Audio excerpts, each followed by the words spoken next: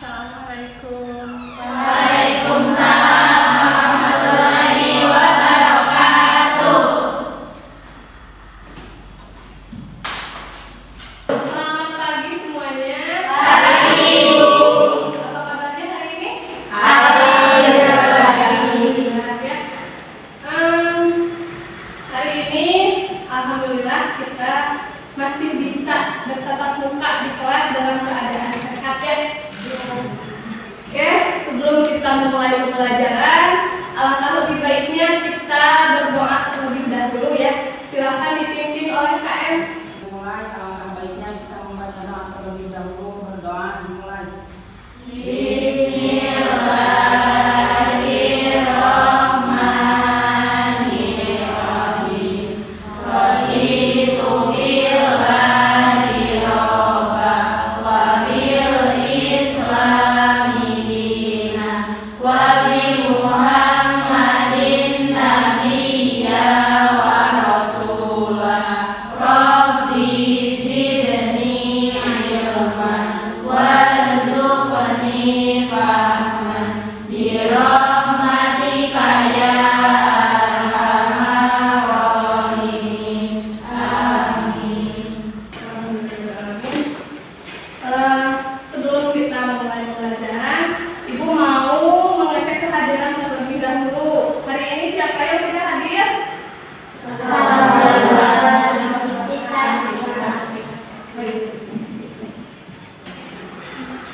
Yang tidak hadir Pika dan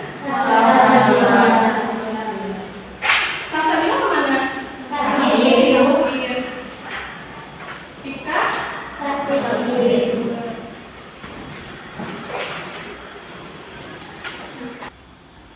Ya, untuk yang tidak hadir hari ini dikarenakan sakit, kita doakan supaya lekas sembuh dan bisa kembali ke kelas dalam keadaan sehat. Ya. Oke, sehubungan dengan mata pelajaran sejarah, kita perlu memiliki rasa nasionalisme dan patriotisme yang tinggi. Ya, oleh karena itu sebelum pembelajaran kita menyanyikan lagu nasional terlebih dahulu. Siap? Siap. Siapa yang mau menjadi dirjen? Rahma. Ya, silahkan ke depan. Tolong berdiri.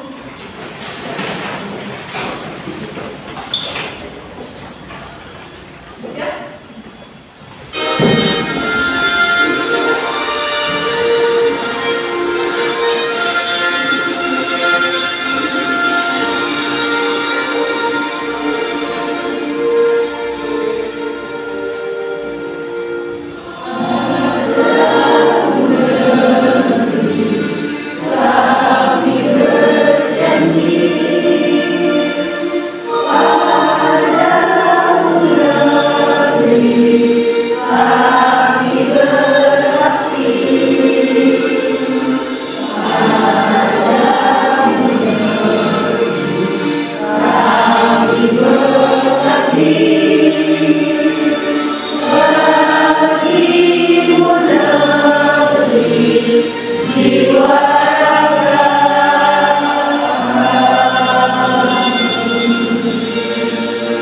Silahkan duduk kembali ya.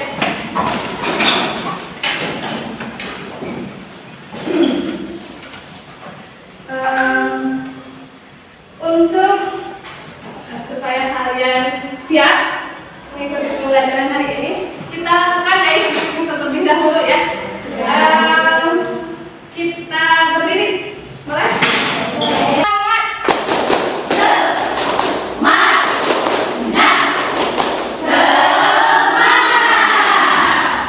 Satu lagi, tepuk satu, tepuk dua, tepuk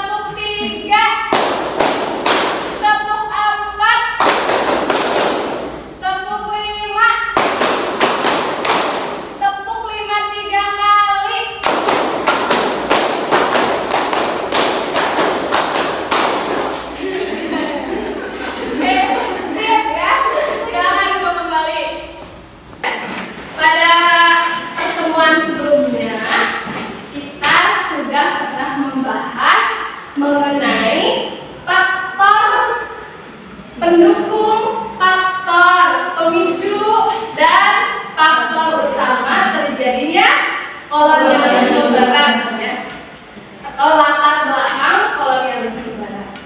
Yang pertama, faktor utama ya, good, ya masih ingat ya, good. Yang kedua, glory. Yang ketiga, good, glory, dan gospel. Kemudian faktor pendukungnya apa saja? Ya, karena teknologi baru seperti kompas, ya, navigasi, kartografi itu ya, berkembang ilmu pengetahuan itu menjadikan manusia semakin maju ya dalam menjalani kehidupan. Itu salah satu cerminan untuk kita hari ini bahwa kita itu harus menjadi orang yang berilmu. Carilah ilmu sebanyak-banyaknya supaya kita menjadi manusia yang lebih maju. Sebelum kita masuk ke materi baru, Ibu mau menyampaikan dulu tujuan pembelajaran kita hari ini. Ya. Nah, di sini ada 3 tujuan pembelajaran. Yang pertama, melalui analisis dari berbagai sumber sejarah, peserta didik atau kalian dapat menunjukkan kemampuan untuk mengolah informasi sejarah dalam bentuk tulisan tentang dampak kolonialisme dan imperialisme barat di Indonesia bersama anggota kelompok secara kolaboratif. Yang kedua, peserta didik dapat saling bertukar informasi dalam bentuk lisan maupun tulisan. Nah, kalau tadi ada tulisan, kalau sekarang ada lisan ya. Dalam bentuk lisan tentang dampak kolonialisme dan imperialisme barat di Indonesia melalui diskusi kelompok dengan difasilitasi oleh mentoring seperti Ibu ya. Kemudian yang ketiga, dengan menganalisis dampak terjadinya kolonialisme dan imperialisme barat di Indonesia dari berbagai sumber sejarah, peserta didik dapat mengkomunikasikan melalui kegiatan presentasi. Kita membahas tentang kolonialisme dan imperialisme. Apa yang kalian ketahui tentang kolonialisme? Coba satu kata tentang kolonialisme. Penjajahan ya. Pernah mendengar kata penjajahan? Pernah. Ya. Penjajahan atau peristiwa penjajahan apa yang pernah kalian ketahui?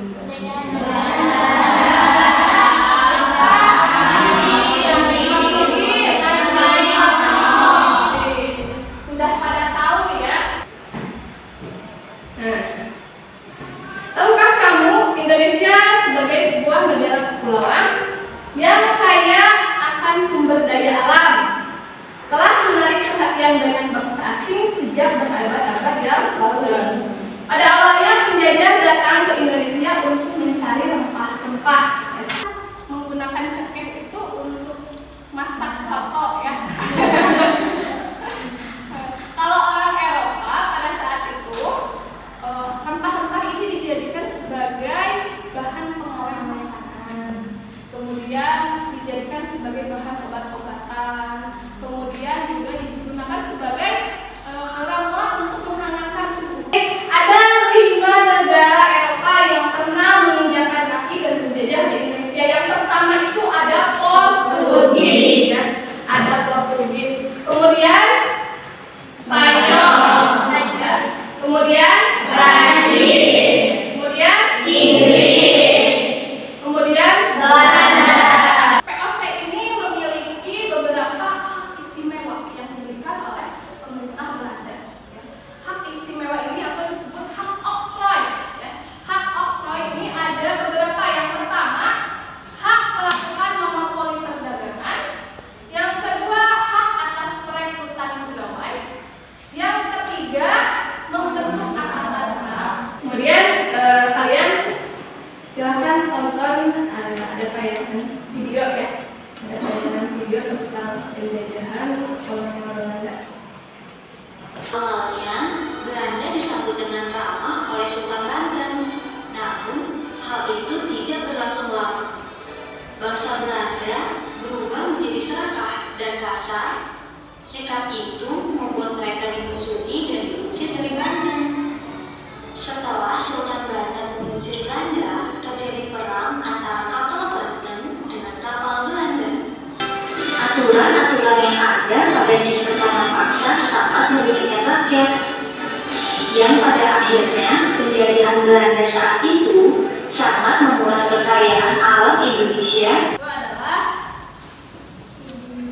perjuangan bangsa Indonesia dalam menghadapi penjajahan.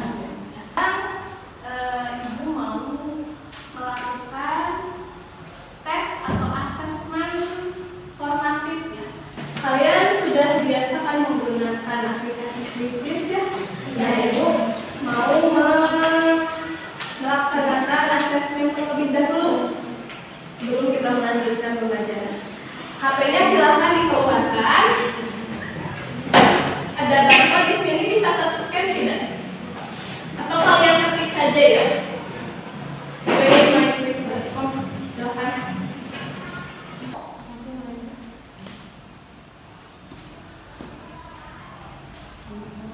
Oh ya, sudah ada yang lain ya?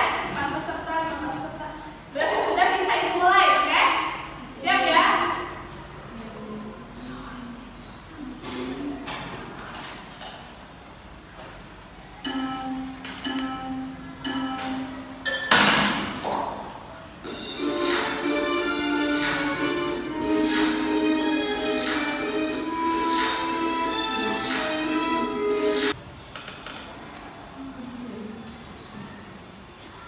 Oke ya. Sudah selesai. Sekarang Ibu mau membagi kelompok ya. Membagi kelompok menjadi 3 kelompok. Laura, Nova, Sabila, Yunus, Rahma, dan Azahra. Di sebelah sini. Silakan kursinya dibentuk O ya.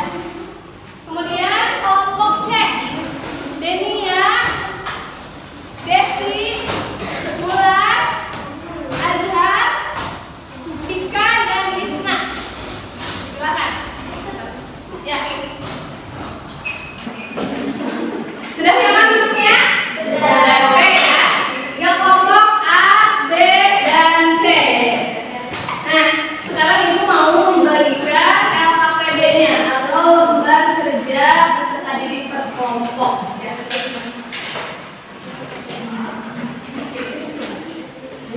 Oke, untuk kelompok A ini. Kelompok B, kelompok C. Ya, nah, sebelum kalian mengerjakan, Ibu kasih langkah-langkah pembelajarannya terlebih dahulu ya. Didengarkan terlebih dahulu. Yang pertama, kalian baca permasalahan apa yang ada pada LKPD tersebut ya. Kemudian identifikasi masalahnya apa saja ya. Kemudian bagian yang kedua, kalian cari mengenai dampak-dampak kolonialisme Barat khususnya Belanda di Indonesia dalam berbagai bidang kehidupan, mulai dari bidang politik, bidang sosial, bidang budaya, bidang ekonomi, dan bidang pendidikan. Kemudian khusus untuk kelompok A, kalian harus menyimpulkan dan mengaitkan dampak kolonial itu dengan kehidupan kita saat ini ya. Dampak kolonial zaman dahulu dan dampak hingga saat ini yang masih dirasakan, baik itu dampak positif maupun dampak negatif ya. Untuk kelompok B, silahkan kerjakan sesuai dari instruksi Ibu tadi, dan kelompok C nanti akan Ibu bantu untuk penelusurannya ya. Kemudian kalian boleh menggunakan berbagai sumber belajar ya, sesuai dengan minat kalian ya.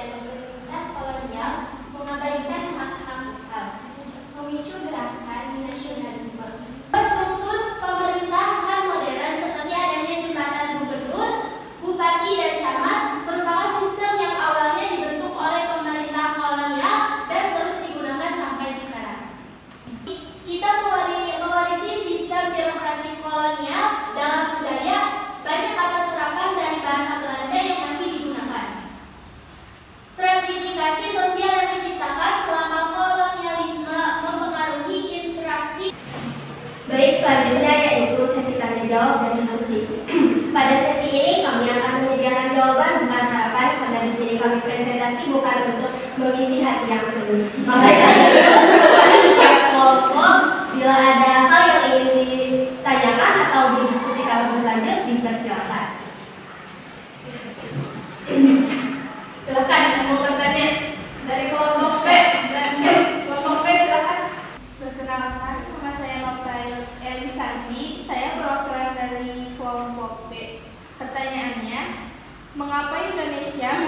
sangat bergantung pada ekonomi berbasis ekspor dan bagaimana kolonialisme berperan dalam pembentukan pola ini.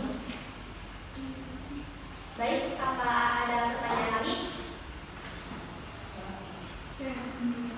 Perkenalkan, nama saya Sejarah Mati, perwakilan dari kelompok C.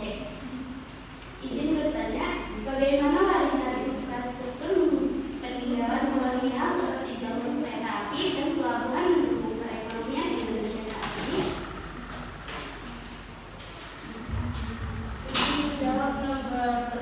Izin menjawab dari kelompok C. Pertanyaannya,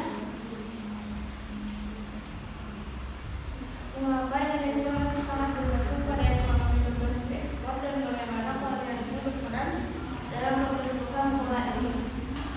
Ekonomi berbasis ekspor di Indonesia adalah warisan dari masa kolonial Belanda, di mana sistem tanam paksa dan perkebunan swasta menciptakan ketergantungan pada komoditas seperti kopi, tebu, dan karet untuk memenuhi permintaan Eropa.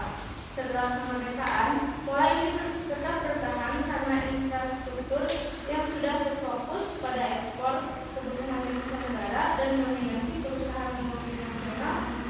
Akibatnya, Indonesia masih sangat tergantung pada pasar global dan rentan terhadap fluktuasi harga komoditas yang menghambat perkembangan industri lokal dan menciptakan masalah. Izin menjawab dari kelompok C. Bagaimana warisan infrastruktur peninggalan kolonial seperti jalur kereta api dan pelabuhan mendukung perekonomian di Indonesia saat ini? Jalur kereta api dan pelabuhan yang dibangun pada masa kolonial membantu mendukung konektivitas transportasi barang ekspor dan konektivitas antar daerah hingga akhirnya. Infrastruktur ini mempermudah distribusi produk pertanian dan industri yang tetap menjadi andalan ekonomi Indonesia. Baik, presentasi kami dari awal sampai akhir telah selesai. Bila ada kekurangan mohon dimaafkan, bila ada kelebihan tidak usah dikembalikan karena kami orangnya ikhlas. Guru Irian, Guru Cendrawasih cukup sekian dan terima kasih. Wassalamualaikum warahmatullahi wabarakatuh. Waalaikumsalam warahmatullahi wabarakatuh. Oke ya, pemaparannya sudah sangat bagus sekali ya. Untuk apresiasi kepada kelompok yang sudah tampil bagusan, mari kita beri tepuk wall ya sebagai bentuk apresiasi kita kepada teman yang sudah presentasi. Sudah siap? Siap. Oke.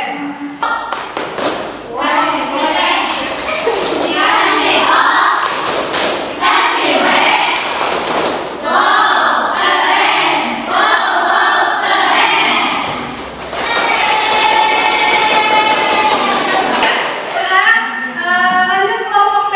Sudah siap ya? Siap?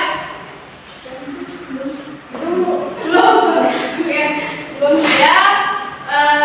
Oke, Ibu akan membantu menyimpulkan dari apa yang sudah disampaikan oleh kelompok A tadi ya, mengenai dampak kolonialisme dalam bidang politik ya. Dalam bidang politik itu masih kita kenal sistem birokrasi. Sistem birokrasi seperti contohnya dalam tingkat kecamatan kita dipimpin oleh seorang camat. Ya. Kalau politik itu berarti kita berbicara tentang kepemimpinan atau kekuasaan. Nah, sampai saat ini kecamatan, wilayah tingkat kecamatan masih dipimpin oleh camat. Ya. Kemudian kalau desa masih dipimpin oleh kepala desa dan UU. Kemudian dalam tingkat kabupaten kita dipimpin oleh bupati. Nah, sebetulnya merupakan asal muasalnya itu pada zaman kolonial. Nah, oke, untuk Ibu melihat sejauh mana teman-teman kalian tentang materi yang sudah kita pelajari bersama pada hari ini, Ibu mau melakukan